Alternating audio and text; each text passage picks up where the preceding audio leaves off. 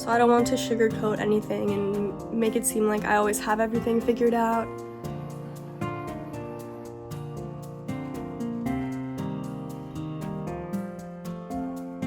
First question is, how am I still living in Japan without sponsorship?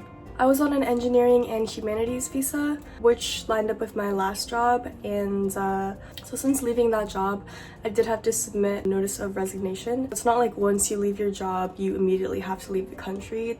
So I'm currently in the grace period right now. It's only been like 2 weeks. Right now, I'm staying in like an Airbnb situation until the end of June, and ooh, there's mascara. I could extend it, but I don't know. At the same time, I'm kind of like, might be best to just go home and regroup a little. So right now I'm looking at an end of June timeline. We'll see about that. Next question is, am I moving back to America permanently or just visiting? That's a great question. I don't really know the answer to that. For the first time in a while, I really feel like I'm in such a transitional period where I don't even know what's coming next, to be honest. I know things will work out, and I think I could be happy anywhere. I'm trusting God and just taking it one day at a time instead of stressing about too much in the future. Going back to America,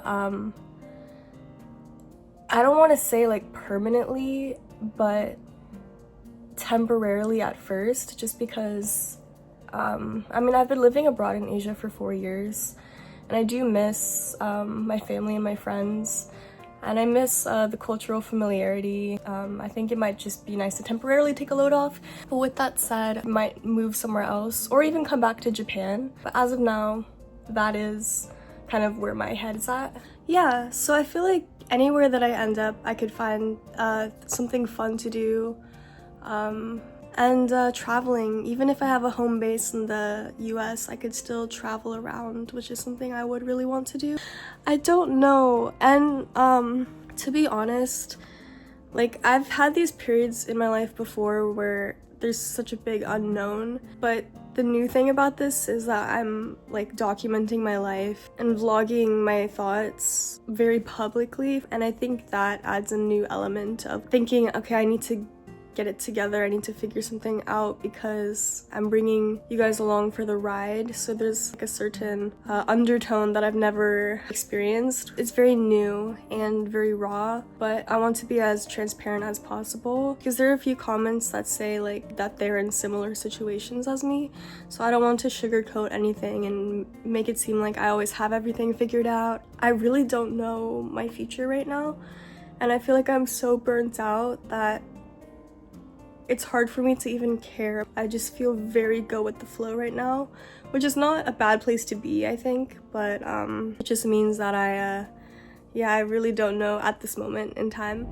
The next question is, how are you so comfortable doing things alone? I have a lot of things that I want to experience and try and learn, and I want to grow as a person by doing those things.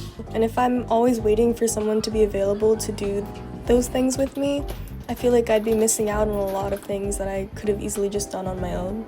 Oh my gosh, this is the one that I was waiting for. Going out alone or doing something alone doesn't necessarily mean I'm lonely either. It just means I enjoy my own company. It's kind of just become second nature, and that's because I've done it so much to this point that I don't even think about it. But side note, that's also something that just comes with the territory of moving abroad, especially if you move abroad alone.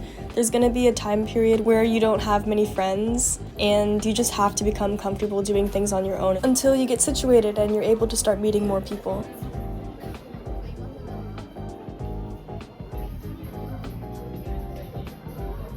The next question is, are you going to continue vlogging?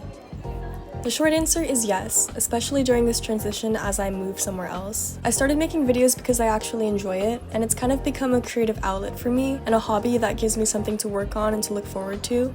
So even through life changes, I want to keep this space something that's fun and meaningful for me. And also, one of the biggest reasons is all of you, and this community that's formed here has been such a special and unexpected part of this channel. Not only do I really appreciate everyone who comments, but I just love seeing the recurring profile pictures. So yeah, for now the vlogs will probably continue.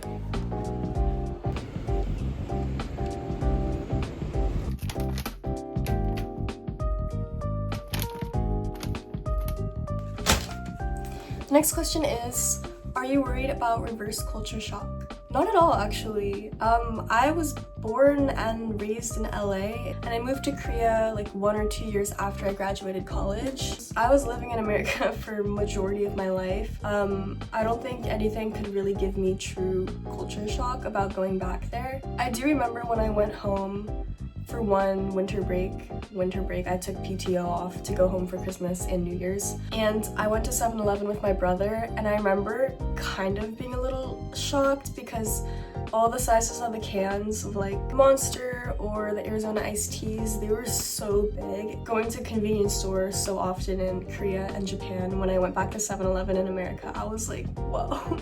I felt like someone shrunk me a little bit. Donut reveal. This is Randy's Donuts. This looks like an American portion to me, even though it's in Japan.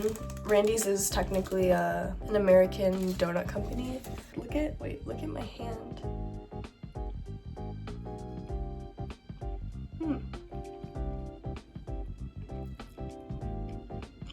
I like it. Next question is, how will I move all of my stuff back to wherever I go next? So either America, maybe Korea, but probably America. The answer is I have not only 2 big suitcases that I filled to the brim, but I also have these 2 boxes. This is full of stuff that I don't want to throw away, but I don't need immediately. Like, I don't need to take it with me in my suitcase, so like my projector, my Nintendo Switch, winter jackets that are big and bulky, stuffed animals, that kind of stuff.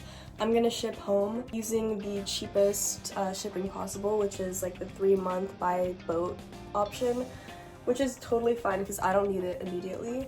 So I'm gonna do that and then take my 2 giant suitcases.